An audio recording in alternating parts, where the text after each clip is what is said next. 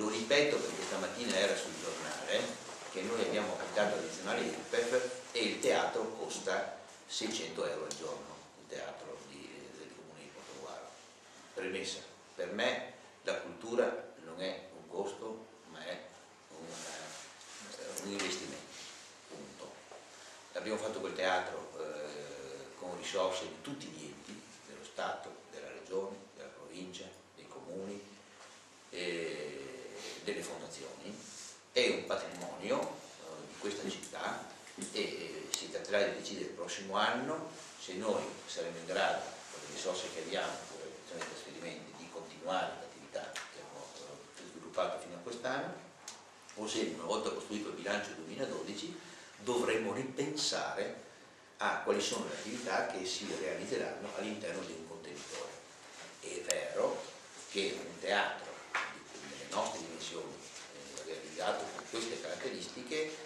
nei periodi estivi, nei periodi invernali per il riscaldamento e il condizionamento costa circa il personale 600 euro. È chiaro che se noi vediamo le associazioni in termini convenzionali, non può gestire un teatro un comune perché non ha né risorse umane né la possibilità né la competenza, se lo usa solamente per alcune attività vuol dire che ogni volta che si chiede alla collettività costa 600 euro, appunto è un dato contabile, non è un dato reale. Quindi ci tenevo a dirlo questo perché se no creiamo una tensione all'interno della città dove i commercianti sono in crisi, le famiglie sono in crisi, si licenziano delle persone perché viviamo questo periodo e poi si corre il rischio di strumentalizzare, dove anziché fare il teatro perché non ha applicato l'addizionale IRPEF e viceversa. C'è un mix che un'amministrazione deve tener conto. Lo ripeto, noi abbiamo chiuso in questi giorni, l'anno scorso abbiamo chiuso l'estate musicale con l'IRE zero a carico del comune e questo pesa l'estate musicale 200.000 euro e lo pagano gli imprenditori di queste città.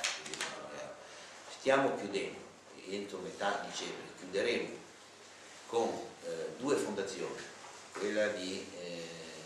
Venezia, è probabile, quella di Pordenone, la provincia di Pordenone, la provincia di Venezia, il comune di Venezia, di Portogruaro. Chiuderemo a costo zero l'attività della scuola di musica che costa 460.000 euro, ci sono 400 studenti, a 170 anni di vita, 100 studenti sono del Friulano. Stiamo lavorando, abbiamo già raggiunto circa 40-50.000 euro di contribuzione per ridurre le spese del costo del teatro. Quindi quando si affrontano questioni sia in entrata che in uscita devono essere inquadrate in un contesto